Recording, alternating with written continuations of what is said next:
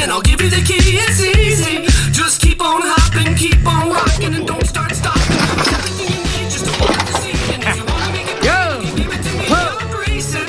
I believe for you, you wouldn't believe what I see in you. So don't stop, don't let the dream drop off. Hold up and make it lovely, make it real, and make it yours. Don't stop.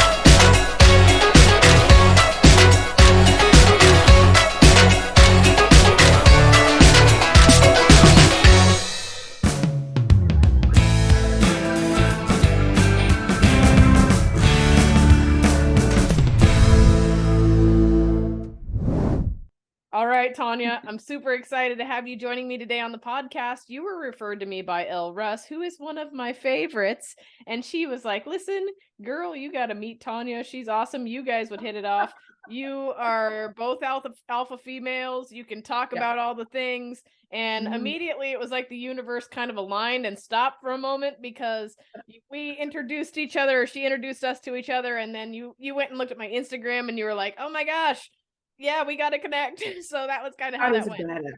Yeah, that's Elle is amazing. She's I tell people this all the time. They think I'm joking, but she's my best friend, and she is the reason that you need to understand that there's balance in the universe, because I basically come in small and white and large and black.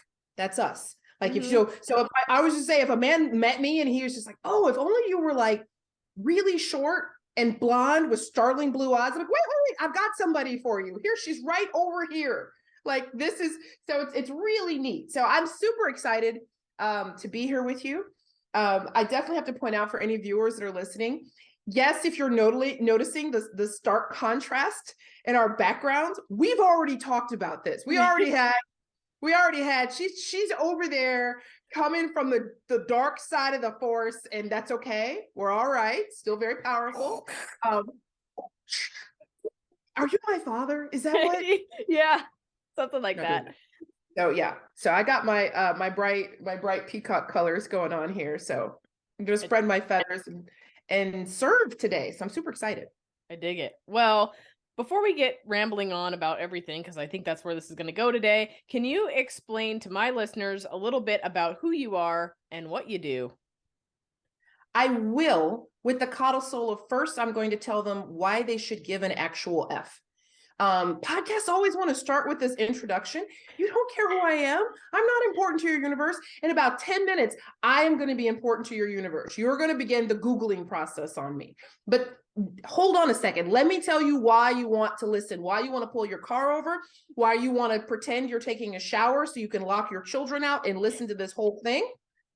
Okay. Yeah, she's nodding her head. So the reason is because I am the world's best expert at helping alpha women stop struggling in their marriages. Period, close quote, into discussion. And if you're an alpha woman, you struggle in your relationships. You just do. I'm going to tell you who you are. I'm going to tell you how you operate. I'm going to tell you how it started, and I'm going to help you start turning in the right direction. This is life-changing stuff. If anybody thinks you can't change a life in about 45 minutes, please feel free to leave now. Perfect. Nobody? Good? Okay. Now I will tell you who I am, because they're like, oh, wait, okay, this is a ballsy bee. She is just throwing it all out there. My name is Tanya Dyer. I'm an American currently living in Australia, and I have been a high conflict trial lawyer, a divorce lawyer for, oh gosh, now, what year is it? 25 years. So I spent all my time learning how to take marriages and businesses apart. And as I did that, if you've been, everybody's been around somebody in a divorce, they're miserable things. If you can imagine your entire job being divorced 100%, that was all I did. And then every once in a while, because life was hard, I would get a domestic violence case in there, which would completely suck the rest of my soul out. It was very difficult to do. I got tired. I got burned out after a good 12, 13 years. And when I went to step away, I stepped into business coaching, which was awesome because I thought, oh, okay, business coaching. Because remember, you're thinking, who wants to pay for life coaching? Nobody, but everybody will pay for you to improve their business and make the money. What I discovered is you can't business coach anybody without life coaching them. Boom. And I tell people I came out of the closet and owned that I was a life coach. I was like, everybody can come out of the closet for everything else. I'll just come out of the closet and own that I'm a life coach. That's what I do.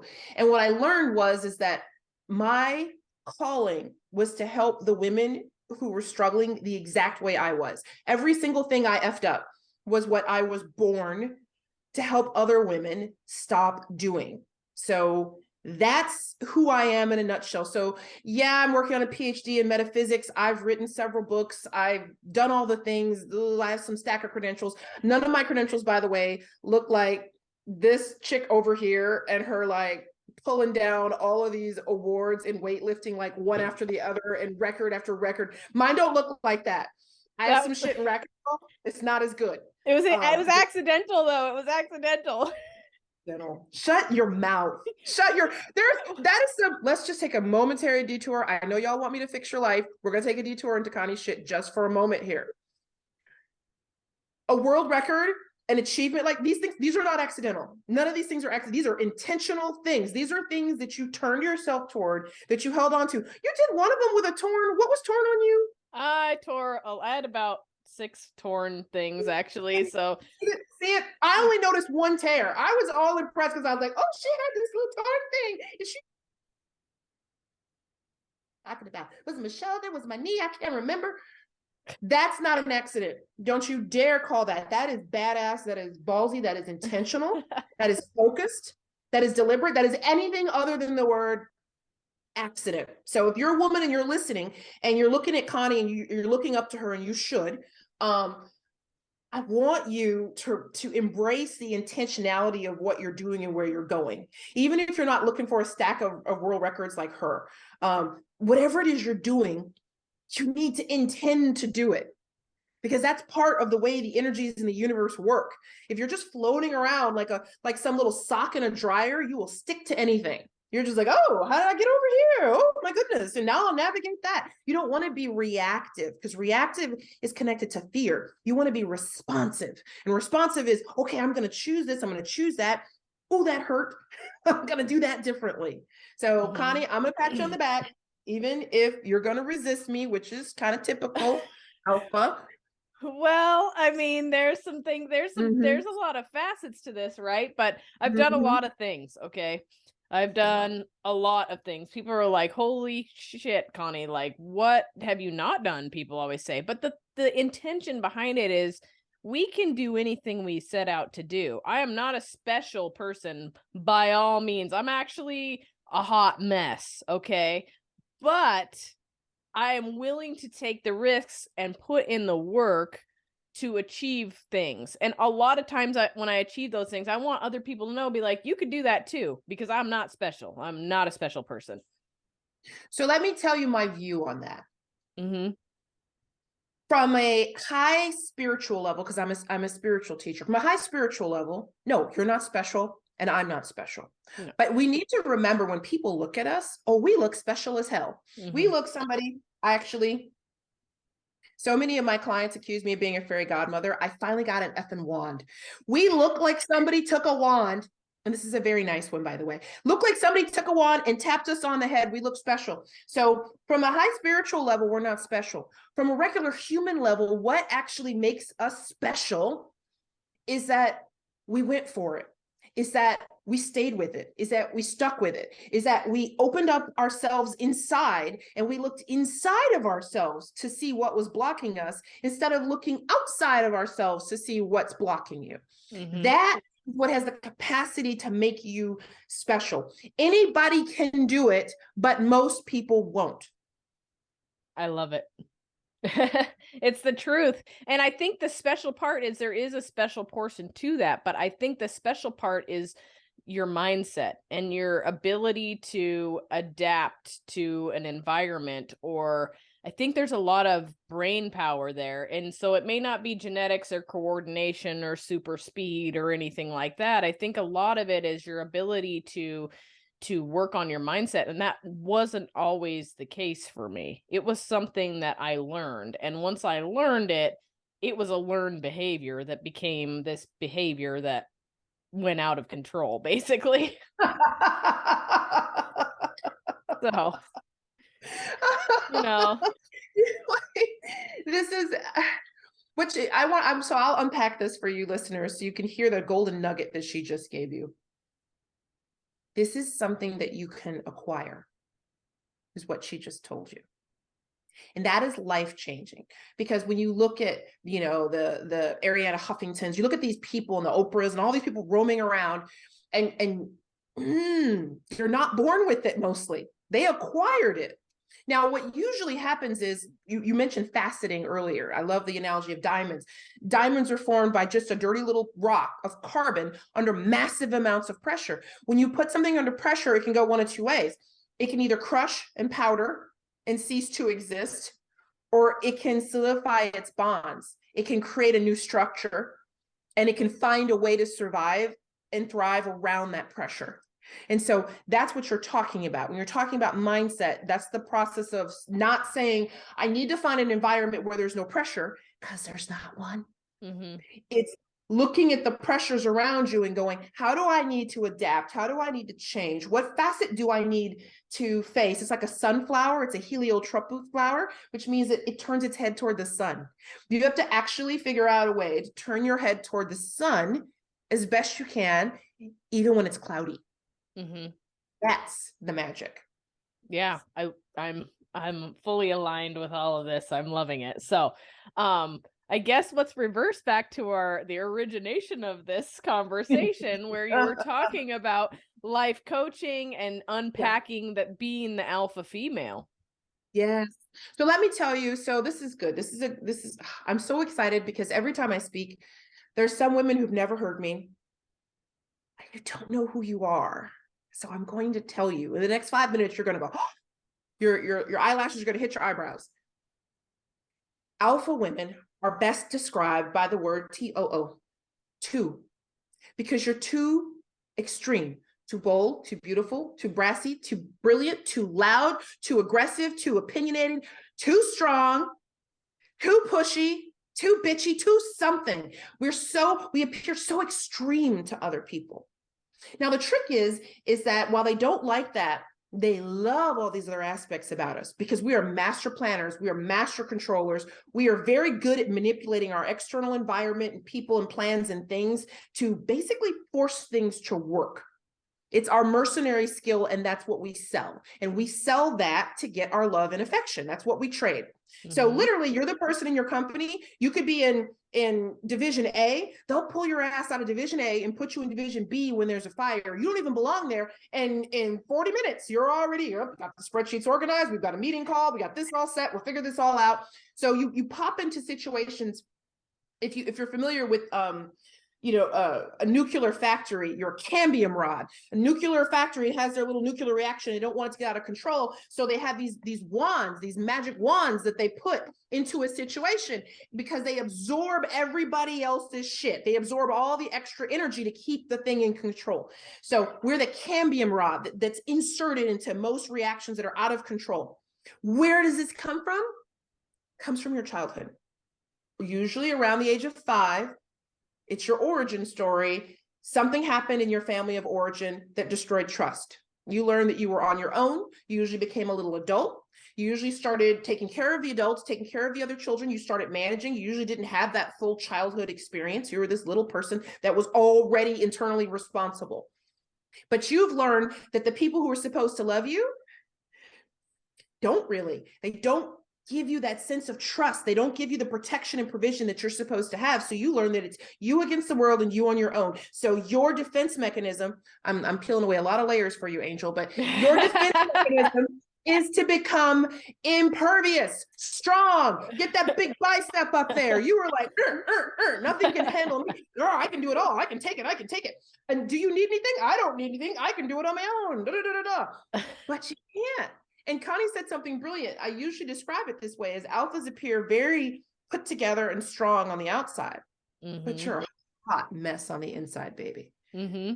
You are alone, you're frustrated, you're scared, you're desperately seeking somebody to have your back, and you're convinced that nobody can have your back, and nobody in fact does have your back, because you actually gender this society of enabling, because you're so strong. You're like the umbrella, You're the only person that ever carries an umbrella. So all your friends they go out, they don't have to carry an umbrella because you carry an umbrella.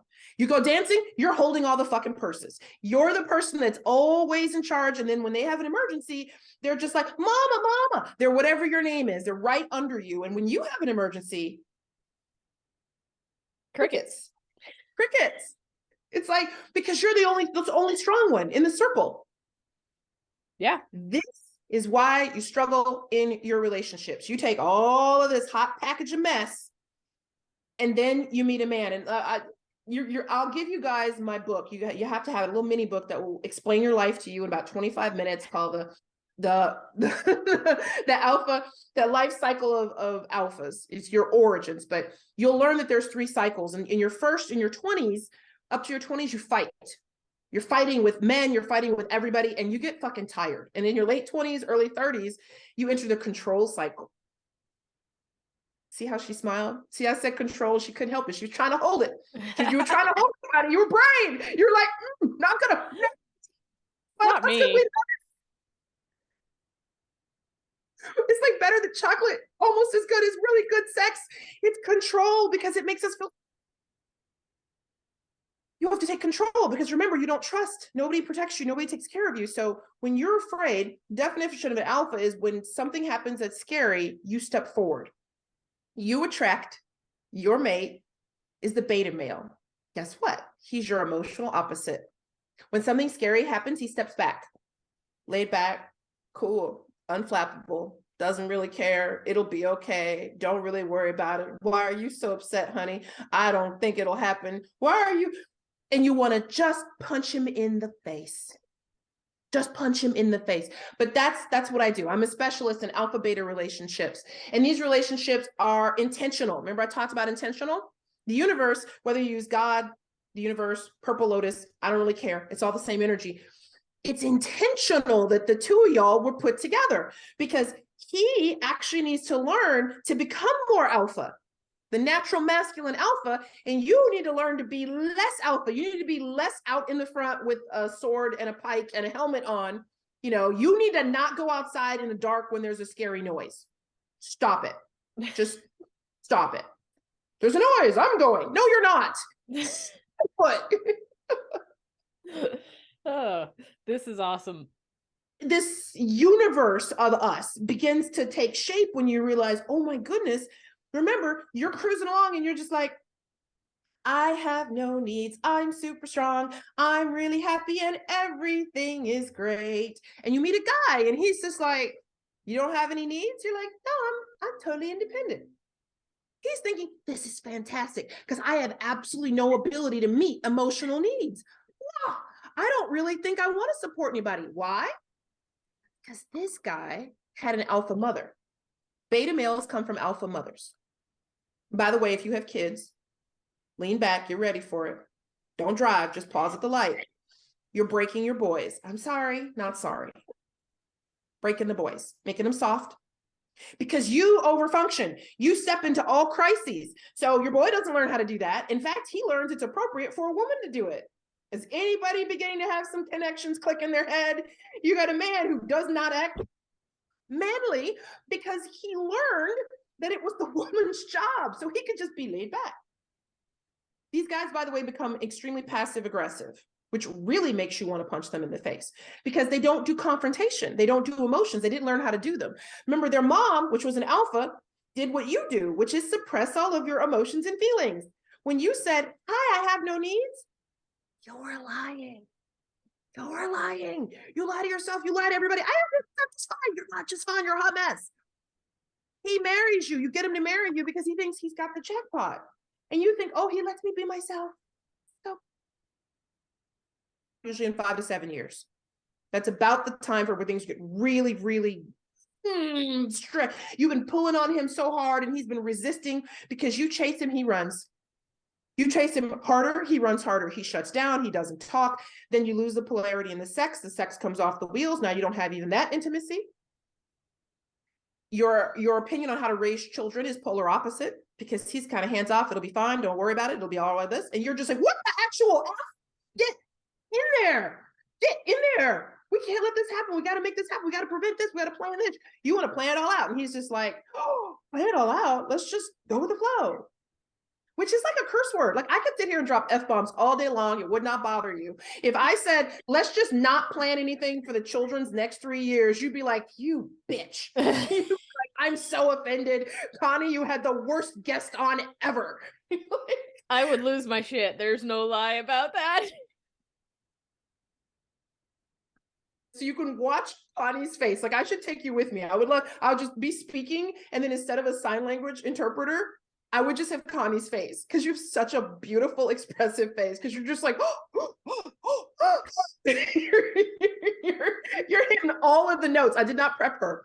I didn't have this conversation in advance. She's just organically responding the way an alpha would. I love you. Perfect. I love it. So you touched on a lot of things here, and I'm literally cracking up on the inside, right? Because it's literally my home dynamic. Okay, so hit the nail on the head. You are on top of it. Right down to we've been married for 15 years.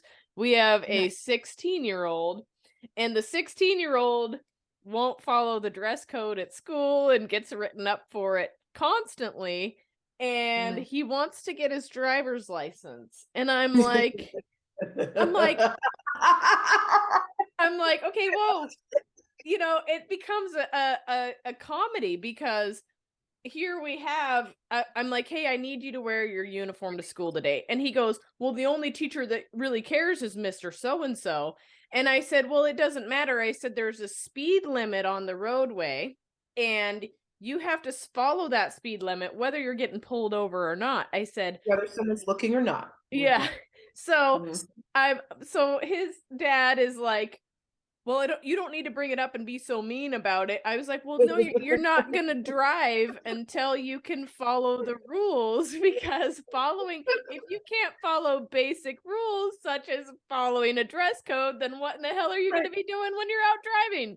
So anything he wants to do, which is strikes fear in the heart of every alpha listening to this, is nodding so hard. Don't drive, ladies. You will wreck. Pull over, because you're nodding your head so hard you can't even see out the windshield. You're like, Connie is totally right.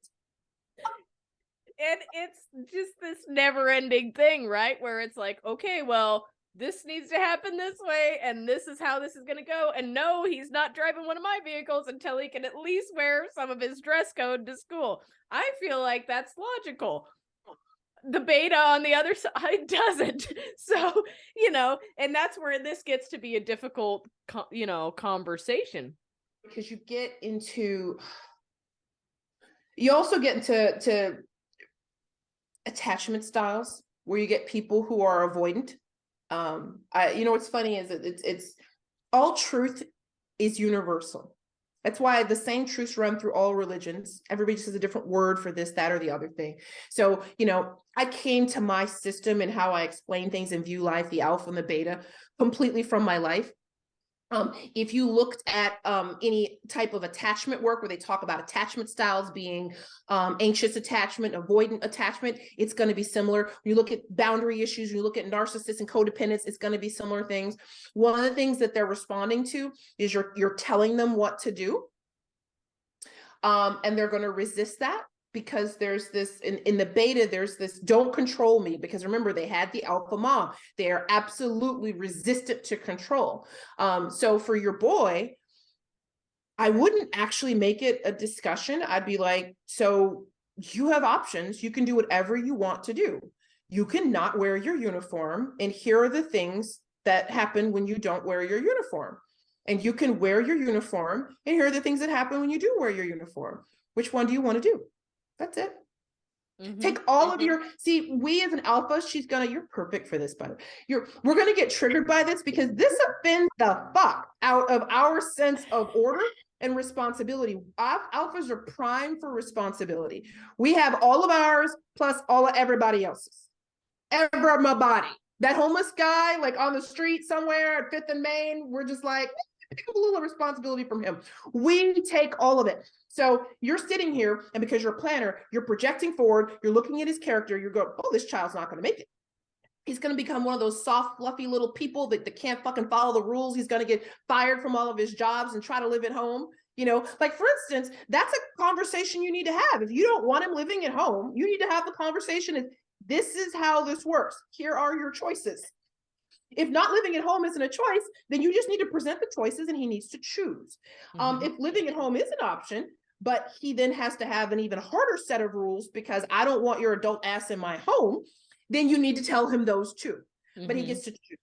The way this works, if I'd have caught you years ago, I would have told you that around 11 or 12, in most cultures, if you go to most like indigenous cultures, boys are taken from their mothers. They did that shit for a reason. Because if you leave a boy with his mom, he gets soft. They knew. 60,000 years ago, they freaking knew. They're like, oh, nope, we leave him over there with those hookers. They pull him out of there and they put him in the circle with the men, where nobody ever again asks him how he feels about shit. Because that's not how we raise up the masculine. It's what do you think? So stop asking your son how he feels about anything. You start ask your daughter that.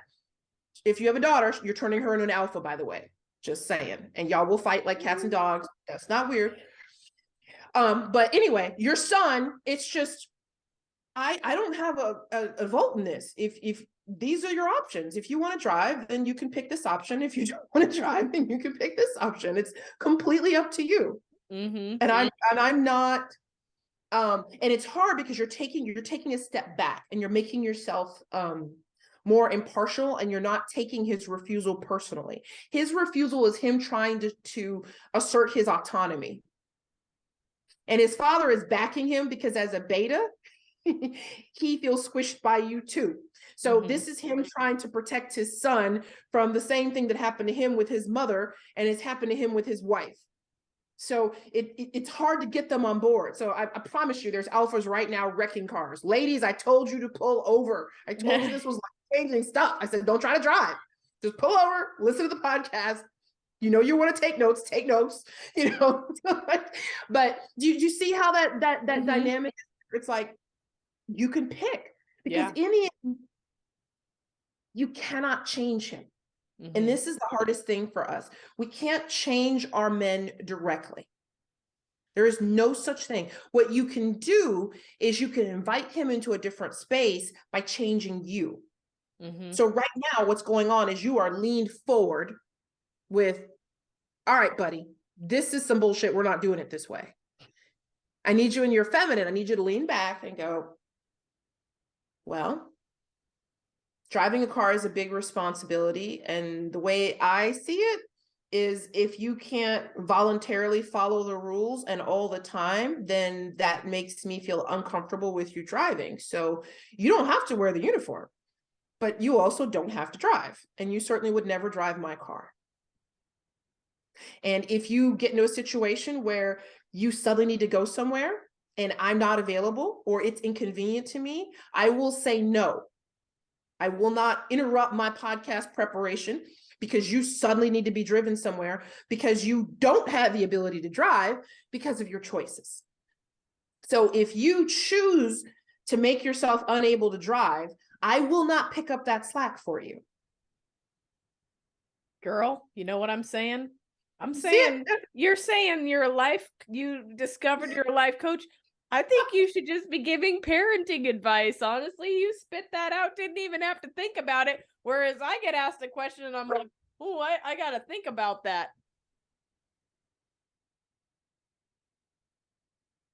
Thing about being a spiritual coach is I work for God and I do not fail.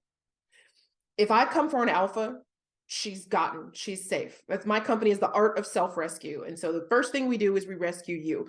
You are trying to save your son. I would tell you to save you. Don't try to save your husband. Please, ladies, stop trying to save your marriage. It is a huge problem, because trying to save your marriage is code for trying to change him. It cannot be done. It is against every law of the universe. It cannot be done. You actually have to change you. You have to look inside and go, hey, how am I functioning? Remember, I told you in the beginning that we got trust issues. Y'all got trust issues. You don't trust yourself.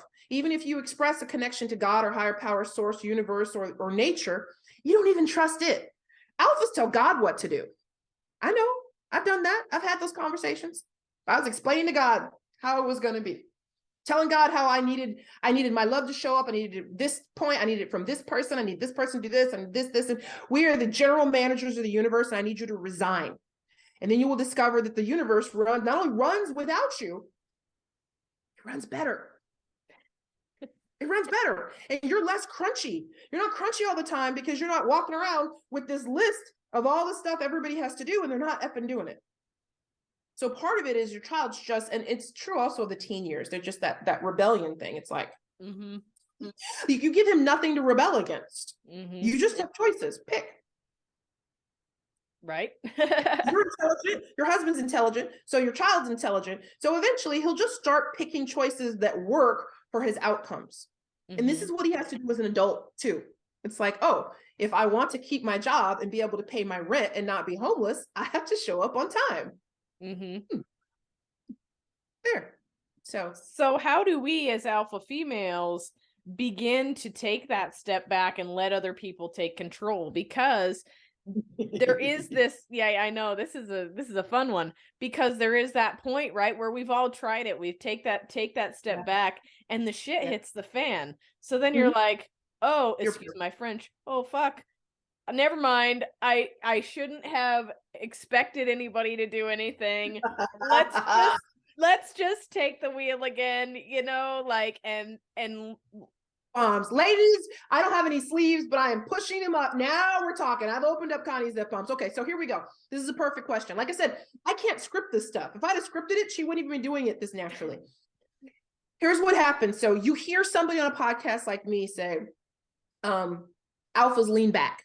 You're all in the masculine space. Get the hell out of there. So you try it, and you try it as a one-off. So here's what happens. The family vacation is coming. Like already you guys know where I'm doing. Look at her face. Family vacation is like, oh my God, don't even fucking go. Just cancel family vacation. It's too stressful. But family vacation is coming and you're like, okay, the crazy foul-mouthed Black woman said I should not take control. So I will just be like, honey, vacation is in 3 months. Need to, get the bookings. Hey, babe, it's like 2 months now. Flights are going to start to, kind of go up. 3 weeks out, the flights have now doubled. The rental cars are not available. And you have lost your shit. Now you're like, fine, you're in here, and you're Expedia this, and you're Hotmap that, and you're going to do this, and you're going to put this. And you were bitching, and you were mad, and you were hot because I left it to you to do, and you effed it all up. You're like, okay, well, you can be in charge of getting the kids off to ballet. And then you're looking in the bag and it's like, he doesn't have her favorite shoes. She won't fucking dance in those shoes. She takes those shoes out. She won't put them on. And then she'll have to dance barefoot. Then she'll have a blister. You're all in your head. The trick is we step back, but the person that we are inviting forward, firstly, we're usually not inviting, we're usually commanding them forward. They're not used to leading. You've been leading for so long that their muscles, this makes sense to you because you guys are muscles. Their muscles are weak. They're atrophied. I'll use some sports terms. These are atrophied muscles. So if you haven't been working on these muscles in your back and suddenly you give somebody the heavy weights that you've been carrying, they can't carry them. They're wobbling. They're unstable. And then you look and you rush over there and go, oh my God, you're going to drop it. And snatch it right back from them. It doesn't work for you to do this as a one-off. It's like I'm getting some good downloads here it's like a diet doesn't work. 97% of diets fail because it's quintessentially a one-off. You're quintessentially saying, I'm going to not eat cake for 3 weeks and then I expect to look great and then I expect to pretty much go back to eating cake.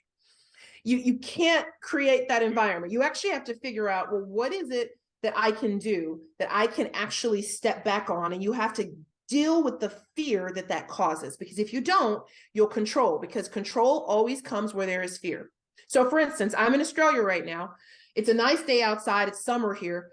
Someone somewhere is probably planning a picnic. And I could give 0 F's about it. I'm not worried about the food. I'm not going to remind them to take a bug thing. We got serious bugs here. You need bug spray. You need sunscreen. You need a hat. You need a blanket. You need a bulletproof tank to get through the snakes. Not kidding. I'm not in charge of that. I don't care about it. It doesn't involve me. So I'm not controlling it because I'm not afraid of what will happen if they don't have their stuff. They're strangers. When you're afraid of what happens to your boy, the fear is what triggers the control. So you would literally have to figure out how to deal with the fear. So when you're doing it as a one-off, you're like, I'm just going to let go of control. You can't do it. You have to go back a step and go into, how can I soothe my fears around this? Does that make sense? Mm-hmm. Absolutely. Go back one. I was trying to think about it because there's like, I've noticed through coaching people, right? So many people lack the ability to plan. Like, and me, I could plan anything, right? I could micromanage the Lord himself. You even said That's it, right? exactly right. If the second coming was happening, they would call me. They would be like, look, Jesus is coming. We just wondered if you could take a look at some of the arrangements, make sure it's going to be smooth. And I'd be like, I got that. I do that I do that on a weekend. Yeah. Yeah. Yeah. You give me a couple hours and I got that crap done, you know? But I always remember, so like, this is literally my thought process with everything. My dad, I can't tell you how many times I heard the phrase, prior planning prevents piss poor performance. Piss poor performance. And I plan everything to a T. People are like, how do you have that? How do you do all this stuff? And I'm like, I plan it. Like, it's written down, it's scheduled, at 8:15 is this, at 9:15 is this. But if at 9:15, 8:15 is running over, we are screwed for the rest of the day because we are using every minute of the day to its fullest 60 seconds, right? So, honey, I love you. Well, I mean, this is a great thing for people to hear because people are always like, oh, well, you got your shit together. And I'm like, I'm not sure about that. And I always try to be very astute in the fact that some of these people don't realize what it's like to have your shit together. Sometimes it's not really necessarily a fun thing when you're constantly having to tweak things. You don't have a, like, you heard of an Aura ring, right? They're fancy little fitness trackers. You know, my Aura ring told me that I took one nap in 365 days. Yes, 1 year, one nap. Okay. So, just telling you, while y'all are relaxing and watching Netflix, Connie's got a freaking to-do list right there. She ain't screwing around. So, where do you find balance when you're somebody that feels as though they do need to make sure that they are utilizing every millisecond of the day? Alpha, I just love you. This is how you feel to me. It's just this warm, like squishy, like I want to, I get right in there with you. Just hold a squishy ball. So much fun to play with here. First things first, I need you guys to understand something. If you could memorize a couple of basic things, you'll be better off here. The desire you have to control, because planning is just a fancy euphemistic word for control. The desire you have to control everything comes from an underlying sense of fear and insecurity. That if you don't sledge it into place, that nothing will happen that will protect and provide for you. So it's this idea that if I am not orchestrating the planner to the minute, that I won't get my workout in, I won't get my sleep in, she won't get a nap. Clearly, that's just fucking canceled. But these things won't happen, and no one else will care, and no one else will help you. And again, it's that master of the universe. I have to, and just listen to the energy of my words. It's struggle. Alphas are wired for struggle because they're wired to be a warrior. Now, here's a problem with being a warrior. You always need a war. There always has to be a hill. When you ask any alpha story, she's happy to tell you I climbed the mountain both ways, in the snow, backwards, no shoes. And she's got 100 of those stories. And what happens is you've learned to identify your sense of self-worth is more attached to the performance and what I call the triumphant overcoming of a struggle than it is to just, you're amazing. And this comes from having too much alpha, too much masculine. Like, for instance, I wanted to just clap when you said, well, my dad told me So you had a present dad, but your dad, the father of most alphas, are either absent or they raise us as a boy. Basically, they wanted a son. They raised us. Go ahead, raise your hand. My dad argued with my mom when I was born because he was convinced I was a boy. And my mother, who was in a position to know, said, nah, you got a girl. First argument. I'm 4 seconds old. I'm the wrong gender. I'm like, huh. So here we go. So he raised me. He was military. He raised me in that masculine tradition. I had to earn love. I had to perform. In the masculine world, feelings are suppressed and are minimized because men were designed to hunt and to protect. If you're busy trying to fight a boar that's trying to kill you and you're, I don't know how I feel about it, you will get murdered. So men do have to learn to compartmentalize, and they're very good at it. But when they have girls, us alphas, they teach us that. Very bad for us, because then we are not in our feminine, which is receiving. So alphas don't receive for shit. You wonder why nobody helps you? It's because actually you're not a good receiver. You're not good at asking for help. If you want it done right, do it. Yeah, get the biceps up. So you get into this situation. You're locked in a cycle where I have to control everything and I have to sledge everything, and you are basically being the best man. And the problem with this is why we have the struggles in the relationships. Here's another thing to memorize, writer downer. You do one thing the way you do everything. So because we are used to struggle, we see it everywhere, we court it, we invite it.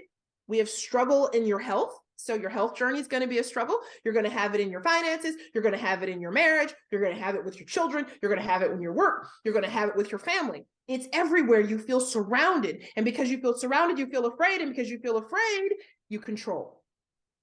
So you see how for us to change this, we have to go back in the links. Your most important thing is to figure out a way to give yourself greater security. You need to feel safe. It is a woman's highest need. Security, period, close quote, end of discussion. If you have a man in your life, he should be providing emotional security, financial security, physical security, spiritual security, and sexual security. In an ideal relationship, he gives all 5. Most people have a little of this, a little of that, less of this, whatever. In the relationships that are very stressed that I deal with, they usually don't have any, and they're still trying to make that work. But you have to have security. So when you don't have security, you get afraid. When you get afraid, you control. When you control, your man runs, because control is what he is used to from his mother. When a man sees you as his mother, you lose your sexual polarity, because men don't sleep with mothers. It's literally genetically, biologically wired in a boy. So boys don't get erections with their mother. They're literally biologically designed to override their sexual desire to a woman that is in a mother role, and a mother role is guiding and controlling, which is why you need to remove a boy from his mother at around 10, 11, or 12, so that he's not constantly being controlled anymore. And now he gets to make his own choices. Basically, he gets to fail. You want to fail? Okay. Here's your options. You ask him what his thought process is. What's your thought process on that? How's that going to work out? What do you see that? What result does this choice look like it's going to give you that you want? Tell me what you want, and then tell me how you see the thing you're picking working for you. I'm just curious. I just want to see if you can link it up. And if you're convinced it'll work, go try it. I believe in you. Go try it. Because you want him to be able to go try things. You want him to try, because the beta man that we're mostly married to is a man that's given up trying things, because he's more concerned with not being rejected, with not being judged, with not being criticized, with not being made wrong. If this man had to define love, let me tell you how to love one of these men.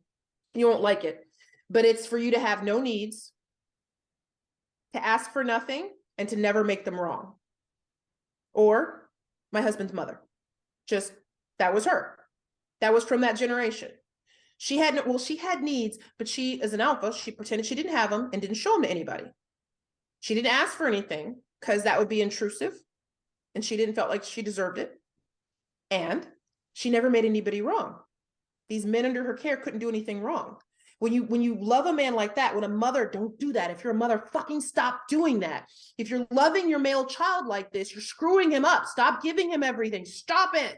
Stop with the coddling, because you turn out a man who then is loose in the world and he's now looking for you. He's looking for that love. He's looking for the love. It says, if you really love me, you'd love me exactly as I am, which is code for I don't want to change at all, even if I'm an ass.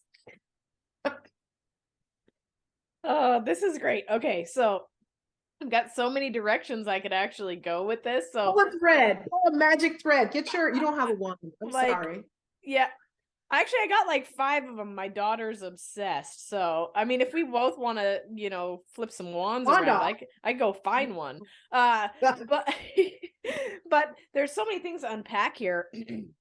Especially, well, a funny little side note. My son basically told his teacher the other day he didn't need to go to school because he's been in flight school and he's going to make $50 an hour as a pilot without going to school. And I got a good chuckle out of that because I was like, if it was that easy to make $50 an hour, we'd all probably be doing it. Knock it down. Yeah.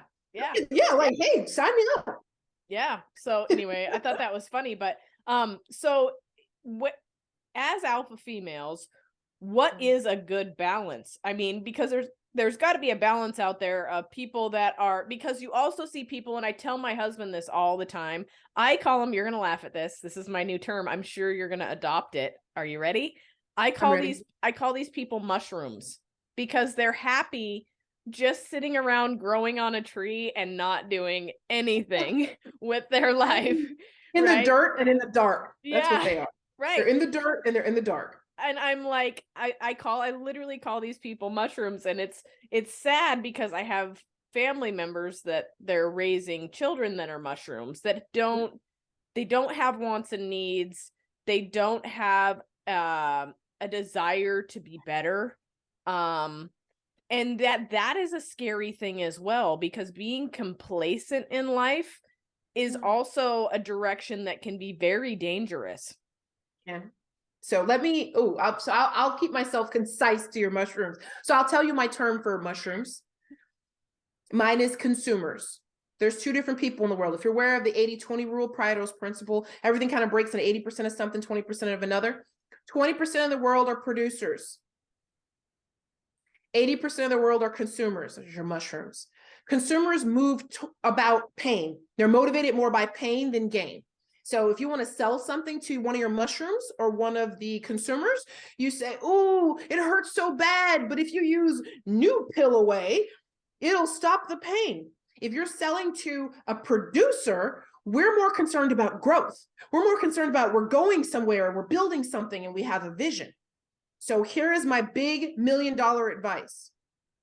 Leave the mushrooms alone. Leave them alone. If they're your child, you want to remodel a mushroom by modeling. You can't do it by direct tampering. And basically, if you haven't set this shit by the time they're 6 or 7, you've pretty much effed it. But you can get in there and you can model and you can show them what happens, and you can play out. Like when he says, "I don't need to go to school to be the pilot" thing, I would be like, excellent, go research it. Show it to me. Show me the pilot school that will accept you. I don't know. Can you find one? Show it to me. So it seems like, and that gives him his curiosity, that gives him his license, that gives him you supporting him rather than you contradicting him and saying, "You're just fucking wrong, and I know you're fucking wrong, and stop being an idiot." It's like, okay, well, if there's a pilot school that will accept you and you can do this, show it to me. I want to see it because I have a couple other people I'm fucking send to it. I make some money doing referrals. But do you see how, so that's the control thing. We see the mushrooms and we want to change them. One of the things about being spiritual or advanced or what you call evolved spiritual people, evolved spiritual people never try to wake anybody else up. Everyone that's running around the world trying to wake everybody else up now, well, now you know what you know. When you're actually at a level of awareness, you realize that it's a violent act to go to a mushroom and try to scrape the mushroom off the tree that it's comfortable on. The mushroom is comfortable on it. It's happy in the dirt and the dark. And you're just like, I'm just going to bring in all this light and the sunshine. And you just have to do this and take this nutrient and do 20 burpees and do.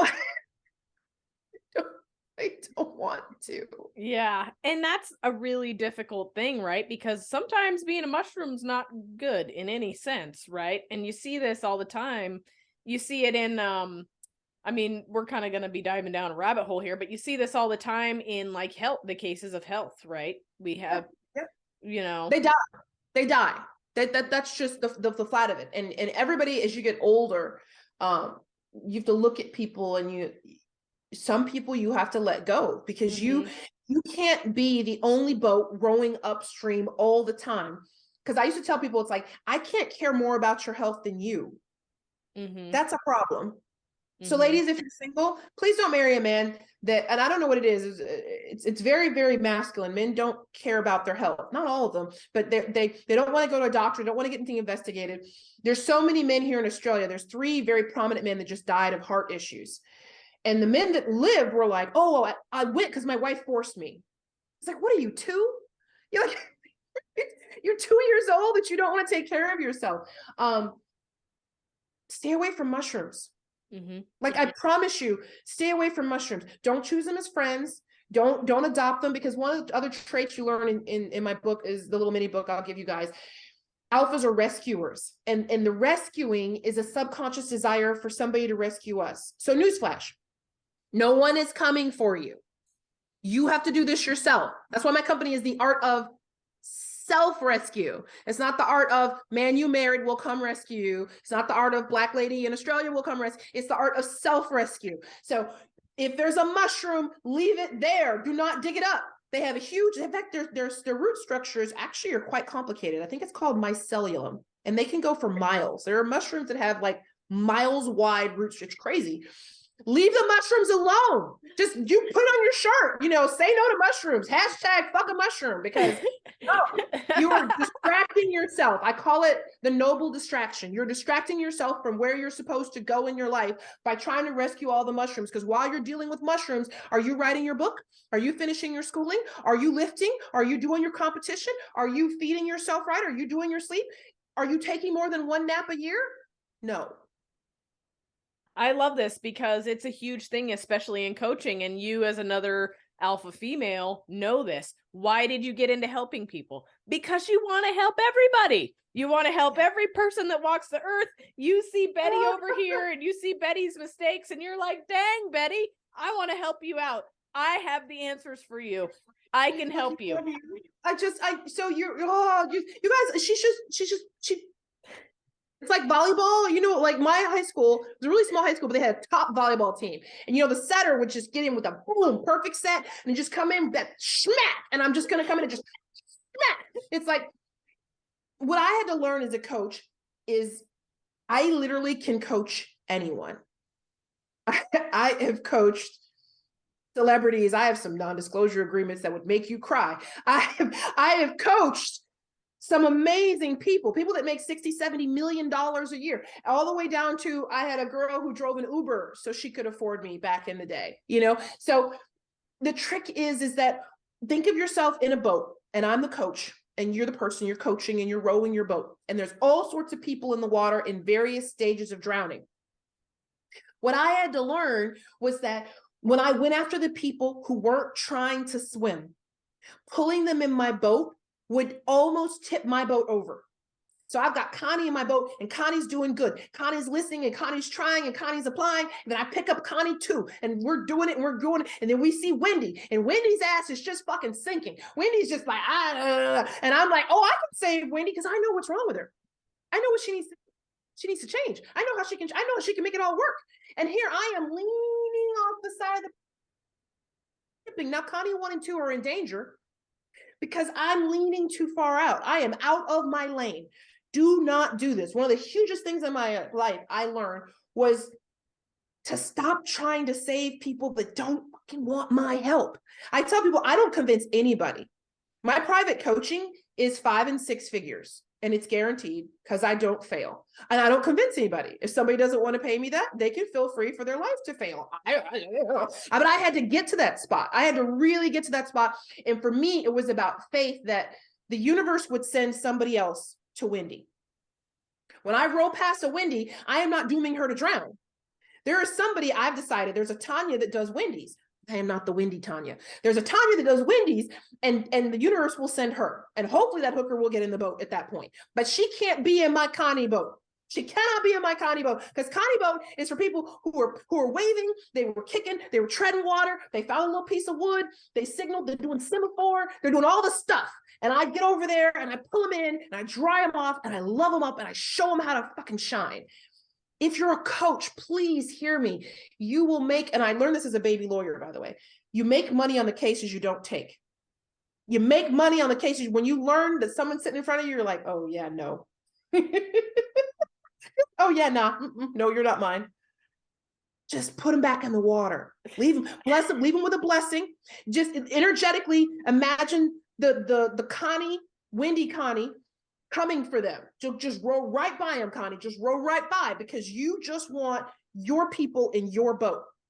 The people who want you, the people who see you, the people who they hear you. My girls hear my voice in their sleep. They're about to do some dumb shit and they're like, I heard your voice.